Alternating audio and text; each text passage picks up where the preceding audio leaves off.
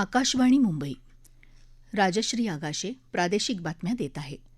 ठळक बातम्या. महिला आरक्षणासाठीचं घटनादुरुस्ती विधेयक संसदेत मंजूर न झाल्याबद्दल प्रधानमंत्र्यांकडून खंत व्यक्त. काँग्रेस विभाजनाचं बीज पेरत असल्याचा आरोप. काँग्रेसचा महिला आरक्षणाला पाठिंबा असल्याचं मल्लिकार्जुन खरगे यांचं प्रतिपादन. प्रधानमंत्र्यांनी शासकीय यंत्रणेचा गैरवापर केल्याचा खरगे यांचा आरोप. नाशिक जिल्ह्यातल्या एका आयटी कंपनीतल्या कथित धर्मांतर प्रकरणाचा सखोल तपास करण्याचे मुख्यमंत्र्यांचे आदेश. राज्यासह देशभरात अक्षय तृतीयेचा उत्साह. आणि भारतीय क्रिकेट नियामक मंडळाच्या वरिष्ठ निवड समितीचे अध्यक्ष म्हणून अजित आगरकर यांना मुदतवाढ. महिला आरक्षणासाठीचं घटनादुरुस्ती विधेयक संसदेत मंजूर न झाल्याबद्दल प्रधानमंत्री नरेंद्र मोदी यांनी खंत व्यक्त केली. त्यांनी काल देशवासियांना दूरस्थ पद्धतीनं संबोधित केलं. सरकारने प्रयत्न करूनही नारी शक्ती वंदन अधिनियमात दुरुस्ती होऊ शकली नाही, याबद्दल त्यांनी खेद व्यक्त केला. महिला आरक्षणाच्या नावाखाली सरकार लोकसभा मतदारसंघाची पुनर्रचना करू पाहत असल्याचा विरोधकांचा आरोप फेटाळून लावत प्रधानमंत्र्यांनी विरोधकांच्या हेतूवर शंका उपस्थित केली. परिसीमन के बाद महिलाओं के लिए कहीं ज्यादा सीटें होगी, महिलाओं का कद बढ़ेगा, इसलिए इन लोगों ने नारी शक्ति वंदन संशोधन का विरोध किया है. देश की नारी शक्ति कांग्रेस और उसके सहयोगियों को इस पाप के लिए कभी माफ नहीं करेगी. मेरे प्रिय देशवासियों, कांग्रेस और उसके साथी दल डिलिमिटेशन पर लगातार झूठ बोल रहे हैं. ये इस बहाने विभाजन की आग को सुलगाना चाहते हैं.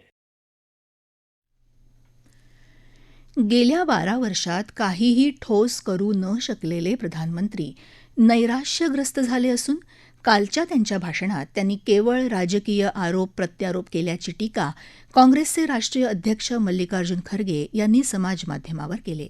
राज्यांच्या विधानसभा निवडणुकीची आचारसंहिता लागू असताना प्रधानमंत्र्यांनी शासकीय यंत्रणांचा गैरवापर केला, ही लोकशाही आणि राज्यघटनेची विटंबना आहे, असं खरगे म्हणाले. काँग्रेसने महिला आरक्षणाला नेहमी पाठिंबा दिलाय. 2023ला महिला आरक्षण विधेयकाला पाठिंबा दिला. याच विधेयकाची अधिसूचना 16 एप्रिल रोजी सरकारने काढली, असं खरगे म्हणाले.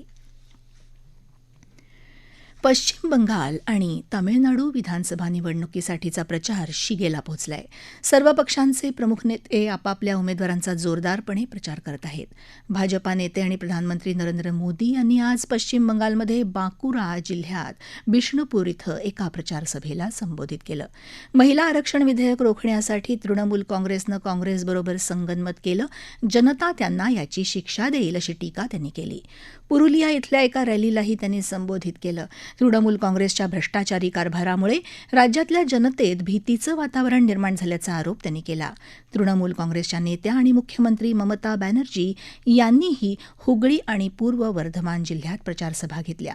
भाजपा लोकांची दिशाभूल करत असल्याचा आरोप त्यांनी आज त्या तारकेश्वर, कालना आणि मोंतेश्वर इथल्या प्रचारसभा त्या घेणार आहेत.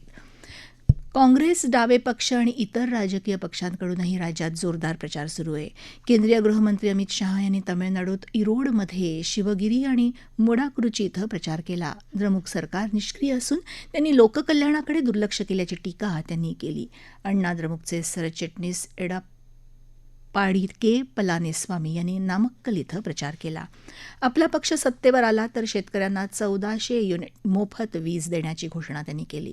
काँग्रेसचे नेते राहुल गांधी यांनी तामिळनाडूच्या उत्तरेकडच्या जिल्ह्यांमध्ये आपल्या उमेदवारांचा प्रचार केला.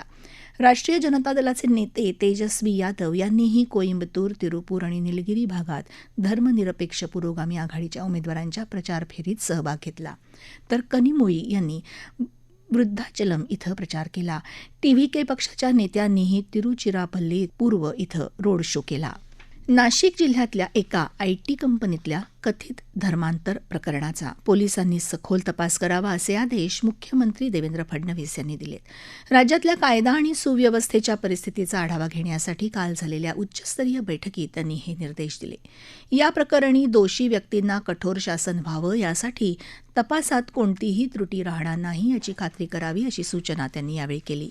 या बैठकीत मुख्यमंत्री फडणवीस यांनी मुंबईत गोरेगाव इथल्या अंमली पदार्थ प्रकरणी कारवाईला गती देण्याचे निर्देशही दिले.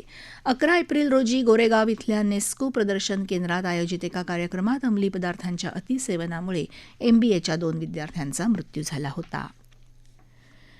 राज्यात यंदाच्या खरीप हंगामात जास्तीत जास्त पेरणीचं नियोजन केलं असून त्यादृष्टीनं कृषी विभागानं पूर्वतयारी सुरू केल्याची माहिती कृषी मंत्री दत्तात्रय भरणे यांनी दिली.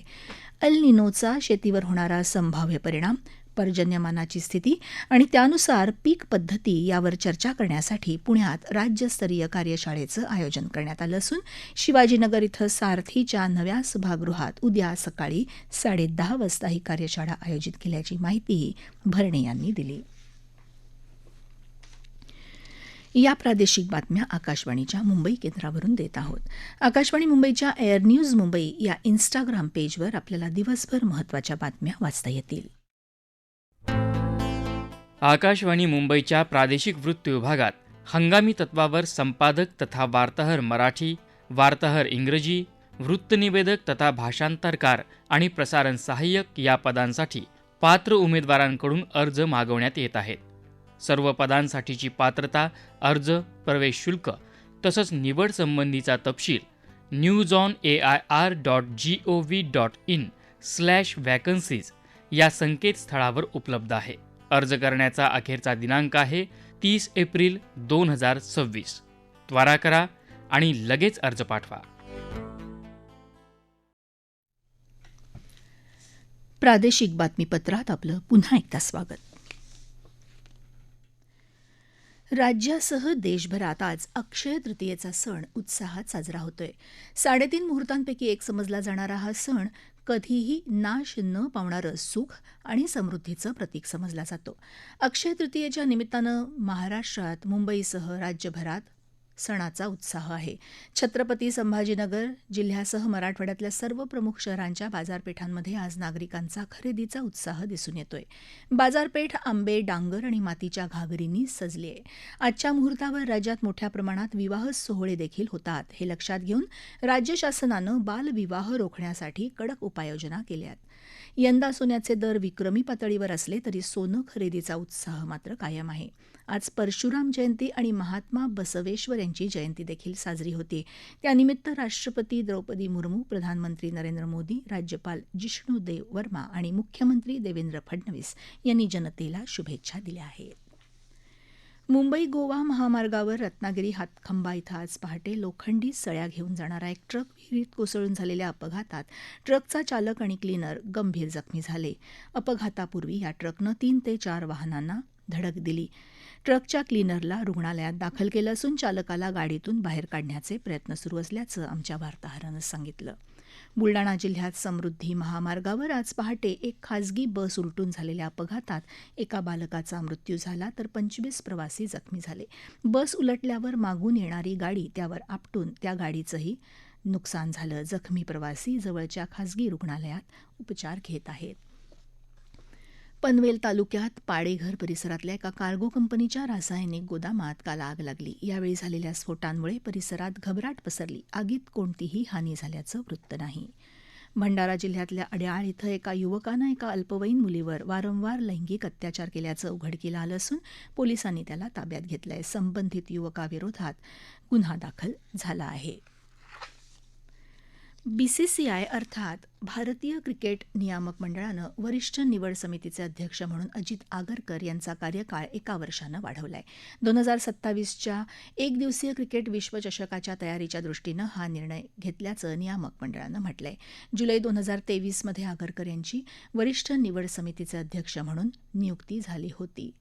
त्यानंतर त्यांच्या आतापर्यंतच्या कार्यकाळात निवडलेल्या भारतीय संघांनी आंतरराष्ट्रीय क्रिकेट परिषदेच्या वतीनं आयोजित 4 स्पर्धांच्या अंतिम फेरीत धडक मारली.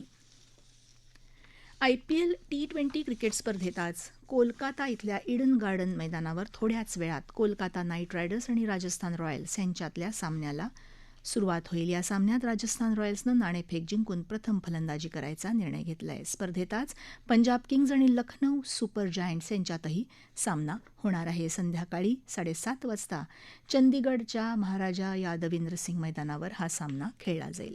ठळक बातम्या पुन्हा एकदा. महिला आरक्षणासाठीचं घटनादुरुस्ती विधेयक संसदेत मंजूर न झाल्याबद्दल प्रधानमंत्र्यांकडून खंत व्यक्त. काँग्रेस विभाजनाचं बीज पेरत असल्याचा आरोप. काँग्रेसचा महिला आरक्षणाला पाठिंबा असल्याचं मल्लिकार्जुन खरगे यांचं प्रतिपादन. प्रधानमंत्र्यांनी शासकीय यंत्रणेचा गैरवापर केल्याचा खरगे यांचा आरोप. नाशिक जिल्ह्यातल्या एका IT कंपनीतल्या कथित धर्मांतर प्रकरणाचा सखोल तपास करण्याचे मुख्यमंत्र्यांचे आदेश. राज्यासह देशभरात अक्षय तृतीयेचा उत्साह. आणि भारतीय क्रिकेट नियामक मंडळाच्या वरिष्ठ निवड समितीचे अध्यक्ष म्हणून अजित आगरकर यांना मुदतवाढ. याबरोबरच आकाशवाणी मुंबई केंद्रावरचं हे प्रादेशिक बातमीपत्र संपलं. पुन्हा भेटूया संध्याकाळी 5 वाजता आकाशवाणी मुंबईच्या पुढच्या बातमीपत्रात. नमस्कार.